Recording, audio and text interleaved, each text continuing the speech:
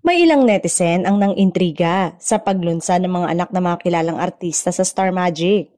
Mga anak ng showbiz royalty ang inilunsad at kabilang dito si Christoph Samorox, ang panganay na anak ni Gladys Reyes at Christopher Rojas, at ang anak ni James Blanco na si Inigo Jose. Tanong si Gladys, bakit daw sa Star Magic nila ibinigay ang kanilang anak at hindi sa GMA7 gayong may programa sila sa Kapuso Network? Kaagad namang sinagot ito ni Gladys. Sabi ni Gladys, freelancer naman siya kahit meron siyang Cruz versus Cruz sa afternoon drama ng GMA7. Nagsushowtime naman siya paminsan as judge. Noon pa man ay kinausap na raw siya ng ABS-CBN Music na interesado sila sa kanyang anak. Bago pa ma-launch ang album ni Christoph sa Star Pop ABS-CBN Music.